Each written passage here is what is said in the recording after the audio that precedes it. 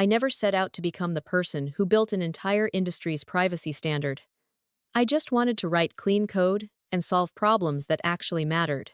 My name is Zara Holloway.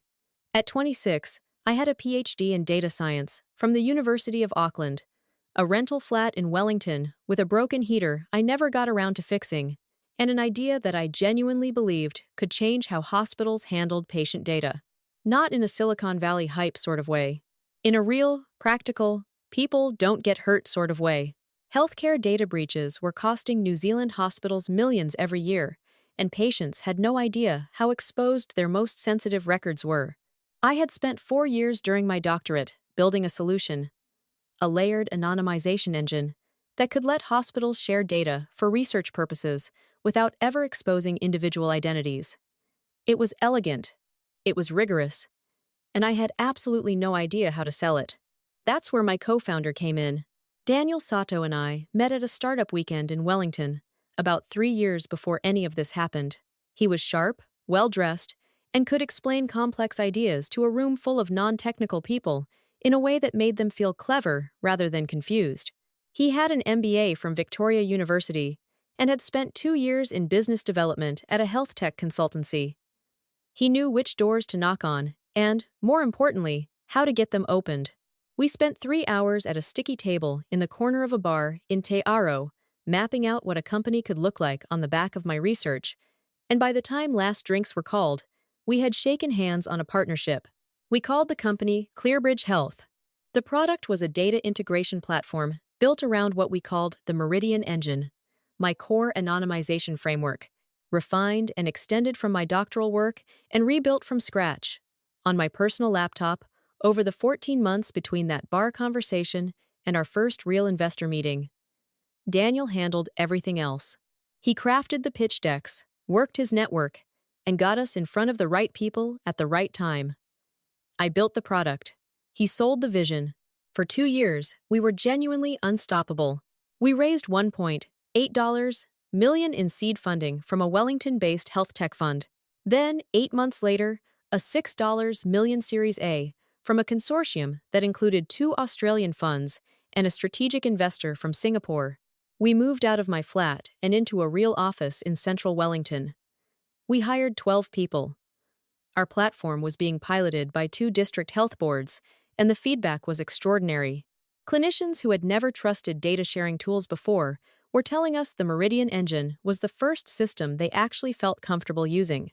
Everything shifted when the Ministry of Health came knocking. A national data integration program, the kind of contract that doesn't come along more than once in a decade, a potential partnership valued at over $15 million, with the possibility of becoming the backbone of New Zealand's entire health data infrastructure. It was the sort of deal that transforms a promising startup into an institution, and it was the moment Daniel decided he no longer needed me in the room. It started with small things. He began attending ministry briefings without me, explaining that the conversations were mostly procurement and policy, not technical. He hired 2 new executive roles, a chief commercial officer and a head of strategy, both of whom were from his business school network, and neither of whom had any background in health data or privacy. He started referring to the Meridian Engine in investor updates simply as our proprietary platform, without mentioning that it had grown directly out of my doctoral research. I raised it with him once, directly. He smiled and told me I was being sensitive, that this was what scaling looked like, that engineering needed to focus on engineering. I focused on engineering. I kept building. I added a second-generation privacy layer to the Meridian Engine, a dynamic consent verification module that could adapt to the different regulatory requirements across different health regions. It was technically the most complex thing I had ever built, and it was also, as it turned out, the most important. I developed it mostly independently, on evenings and weekends, using infrastructure I paid for personally, because the core ideas had come from conversations I was having with privacy researchers and ethicists outside of work. I filed the appropriate disclosures with our company's legal administrator at the time, noting clearly that the development had occurred substantially on personal time and resources. I don't think anyone read those disclosures carefully. That was, as things turned out, their problem and not mine. The board meeting that changed everything was called on a Tuesday morning in late autumn. I remember it was cold, and the harbor was flat and gray when I walked in. Daniel had told me it was a routine strategy session. It was not routine. Every investor was present. The two partners from the Wellington Fund, the lead from the Australian consortium, and a man I didn't recognize, sitting at the end of the table, with the quiet confidence of someone who already knows how a conversation is going to end. Daniel opened by talking about the ministry contract and what it would mean for ClearBridge Health's trajectory. Then he paused, straightened his folder, and said that to successfully execute on an opportunity of this scale, the board had concluded that the company needed a different kind of leadership at the top. I asked what he meant by that. He told me they had been in discussions with a man named Philip Grantham, former director of digital health at one of Australia's largest private hospital groups, 22 years of experience in health sector enterprise. He would be joining as CEO. Daniel would move to executive chairman. And my role, he slid. A document across the table was being made redundant. I looked at the document. Then I looked around the table. I was the only person in the room who had actually built the thing we were all sitting there talking about. They were offering me $180,000 for my 20% equity stake. Our most recent funding round had valued the company at $28 million, which made my stake worth $5.6 million on paper. They were offering me less than 4 cents for every dollar I had created. I kept my voice very steady. I told them that didn't reflect fair value. One of the Australian investors leaned back and said, not unkindly, that paper valuations were contingent on execution, and execution at this level required experienced commercial leadership. He said founding teams often reached their natural ceiling. He said this as though it were simply a fact of nature, like weather. I asked about knowledge transfer, about the technical documentation process, about what the transition timeline looked like for something as complex as the Meridian engine. Daniel said that a new CTO was already lined up, a man named Robert Cheng, who had led engineering at a Sydney-based health analytics firm for the past decade. He said Robert would need 2 to 3 weeks to get across the codebase before the ministry evaluation. 2 to 3 weeks. For a system I had spent 4 years building, I told them I would need to review the offer with my solicitor. I gathered my things. I walked out into the cold Wellington morning, and I stood on the footpath for a very long time, looking at the water. I want to be honest about what happened next, because I think people often tell these stories as though the person wronged immediately becomes cool and strategic and in control. I wasn't. I went home, and I was furious and sad in equal measure. The particular kind of sadness that comes when someone you trusted turns out to have seen you differently than you saw yourself. I called my older sister, who lives in Christchurch, and she listened for a long time before saying anything. Then she said, "Don't sign anything until you understand exactly what you're giving away." So, I didn't. I went through every line of my employment agreement. I reviewed the invention disclosures I had filed. I called a technology lawyer who specialized in IP and sat across from her for 2 hours in a glass-walled office in Lambton Quay while she read through everything carefully. She looked up from the documents and told me that the dynamic consent verification module, the second-generation privacy layer I had built largely independently, had a very credible claim to being outside the scope of my employment agreement, given the documented use of personal time and personal resources and the disclosures I had filed. She said it wasn't airtight, and I shouldn't expect it to be. But she said it was real. I went home and I thought about it for 2 days. Then I signed the separation agreement and accepted the $180,000. Daniel texted me that evening to say he was glad we could resolve things cleanly. I didn't reply. Here is what none of them understood. The Meridian engine, as documented in the company repository, was complete and functional. Robert Cheng was a capable engineer, and he would be able to work with it. What he would find, in approximately 3 to 4 weeks, was that the ministry evaluation required the platform to demonstrate compliance with a specific set of dynamic consent protocols that had only been finalized by the Health Information Standards Organization 6 months earlier. The original Meridian engine did not meet those protocols. The dynamic consent verification module, the one I had built on evenings and weekends and properly disclosed as an independent development, was the only implementation that did. Without it, The platform would fail the evaluation on privacy grounds. I had not sabotaged anything. I had simply built something valuable on my own time, and it was mine. It took 22 days. I was at my kitchen table working on something new when my phone rang with a number I didn't recognize. It was Robert Cheng. He introduced himself politely, said he'd been reviewing the platform architecture, and mentioned that he'd noticed a reference in the technical documentation to a consent verification integration that he couldn't locate in the main repository. I told him that component had been developed as a separate module and wasn't part of the core codebase handover. He was quiet for a moment. He asked where it was stored. I told him he'd need to speak with Daniel about that, as it was a separate intellectual property matter that had been flagged during my departure process. He thanked me and rang off. Daniel called 90 minutes later, then twice more that evening. I let them all go to voicemail. The following morning, I sent a brief, professional email noting that I had been advised by my solicitor that any discussions about the consent verification module needed to go through formal channels and that I was currently taking some well-earned time off before beginning my next project. I offered to schedule a call in 10 days. The 10 days were illuminating. A former colleague messaged me privately to say the ministry evaluation had been postponed. Someone else mentioned that Robert had apparently told the technical working group that an integration issue was being resolved. Daniel's LinkedIn activity, which I checked exactly once, had gone very quiet. When we finally met, it was at a cafe on the waterfront in Wellington, his suggestion, which I found slightly ironic given that he had chosen every previous venue for every previous important conversation in our professional relationship. He looked like he'd been sleeping badly. The polish was still there, but it was working harder than usual. He told me there was an issue with the privacy compliance layer. He said Robert had concluded it was beyond the scope of what could be independently rebuilt in the time frame before the ministry evaluation. He said the board was asking him to explore options. I asked what kind of options. He said they needed access to the consent verification module. I told him that the module was now the core asset of my new company, which I had registered 2 weeks after leaving ClearBridge Health. The company was called Meridian Privacy. We were a privacy infrastructure firm, and we licensed our technology to healthcare organizations that needed to meet evolving regulatory requirements. Daniel stared at me. He said that I had developed that technology as a ClearBridge employee.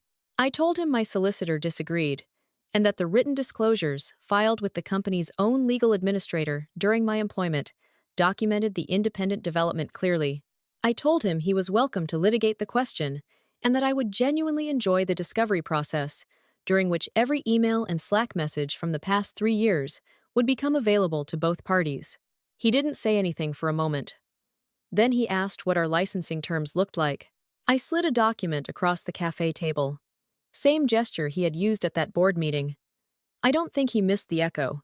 The licensing fee was $1.6 million annually, plus 1.8% of revenue attributable to deployments using the consent verification framework. It was less than 12% of the ministry contract value.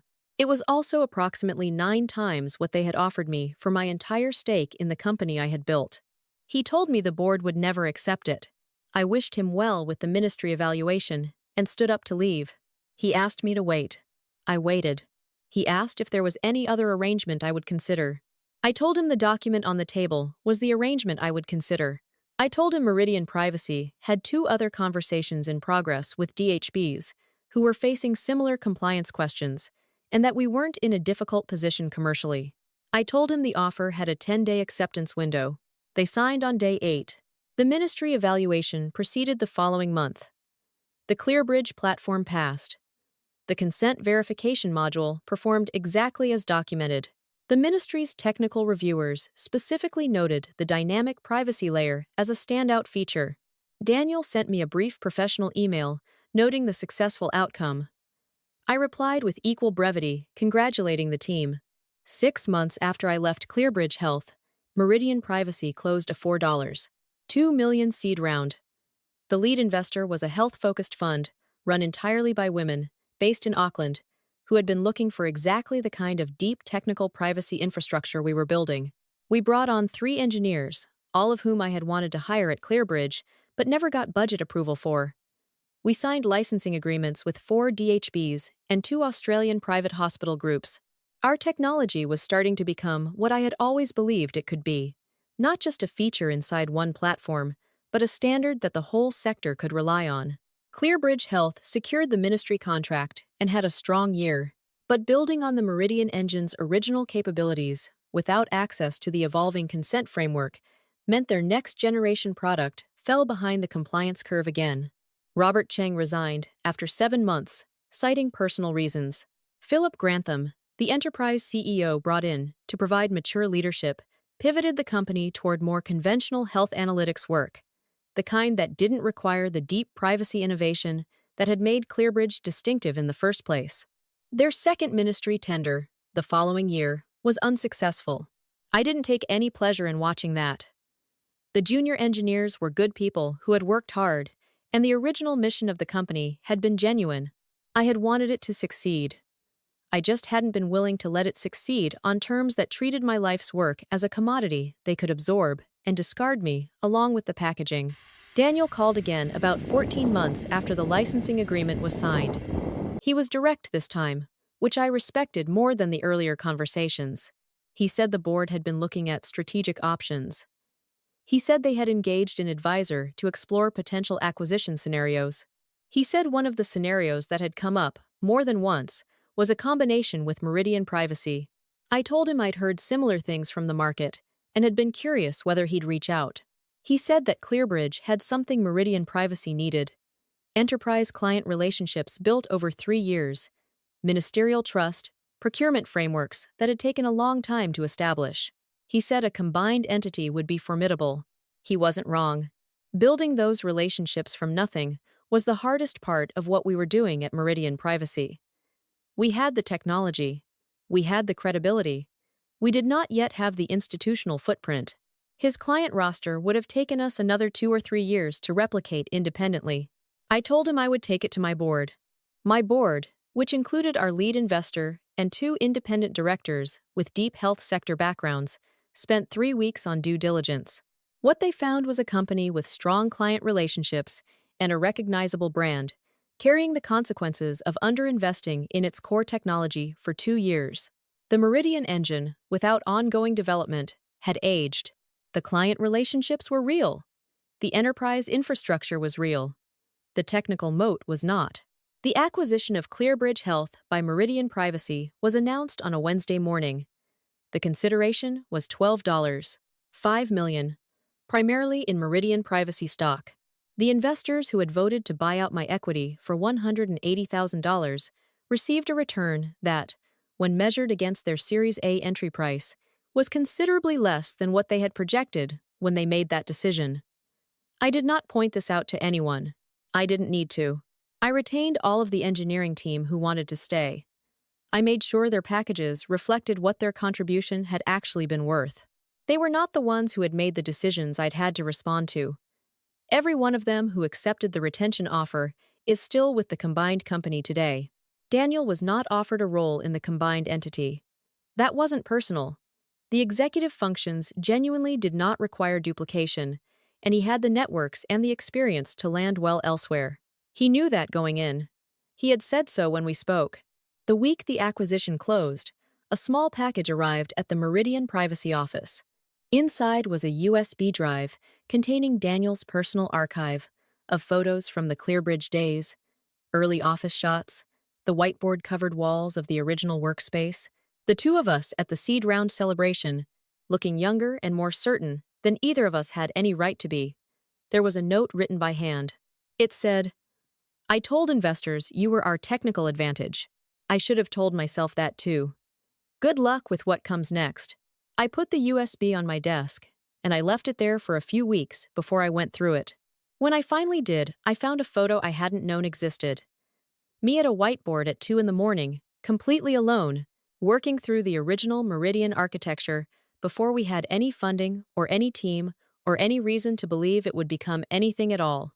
Just the code and the problem, and the quiet satisfaction of working on something that mattered. I had it printed and framed. It sits in my office now. 4 months after the acquisition, the combined company, operating under the Meridian Privacy brand, closed a $38 million Series B at a $220 million valuation. We expanded our compliance framework to cover Australian federal health data standards and began scoping work for GDPR-adjacent markets. The consent verification module that had started all of this is now the basis for a New Zealand health data privacy standard that 2 other vendors have since licensed from us. Journalists who covered the story wanted to know about the drama. They asked whether I felt vindicated. They asked whether I had planned the whole thing. They asked about Daniel. I told them the truth, which was less satisfying than what they were looking for. I told them I hadn't planned anything. I had just done the work carefully, protected what I had built, and known what it was worth. The rest had followed from that. The thing I think about now, when I speak to younger engineers or when I'm mentoring someone, coming through the thing I try to say clearly, because I wish someone had said it clearly to me, is this. The most dangerous moment in a technical career is the moment when someone who doesn't fully understand what you do starts making decisions about what it's worth. It almost never ends with an accurate valuation. It almost always ends with you being asked to accept less than you've created. The protection against that isn't aggression or defensiveness. It's documentation, clarity, and knowing exactly where your own work begins and ends. Document everything. Know your employment agreement before you sign it, not after you need it. Understand what an invention disclosure is and use it. Keep records of when and where and on what equipment you do your work. These aren't paranoid habits. They're the professional habits of someone who takes their own contribution seriously enough to protect it. And understand your own value clearly, not arrogantly, but clearly. There will always be people in a room who are better at presenting ideas than generating them. That's a real skill, and it's genuinely useful. But it is not the same as having the ideas. It is not the same as doing the years of work that make the ideas real. Those are different things, and the difference matters. And you are allowed to know that it matters without apologizing for it. The last time I ran into Daniel was at a health tech conference in Auckland, about a year after the acquisition. We had a perfectly pleasant 20-minute conversation at the side of the main room. He's doing well advising a couple of early-stage companies and enjoying it. We talked about the sector, about where privacy regulation was heading, about people we both knew. Before we went our separate ways, he said something I've thought about a few times since. He said he'd always known I was technically exceptional. He said the mistake wasn't that he'd underestimated my skills. The mistake was that he'd thought skills like mine were separable from the person who had them. He was right about that. It's a lesson I see organizations get wrong constantly. This idea that technical capability is a module you can swap in and out, that the knowledge lives in the documentation rather than in the mind that created it, that the person is replaceable, but the product isn't. It's a category error. The product and the person are, for a long time at least, the same thing. You can push the person out, but you can't always take what they built with them. Sometimes, if they've been careful, and they've known their worth, and they've done the work properly, they take it themselves.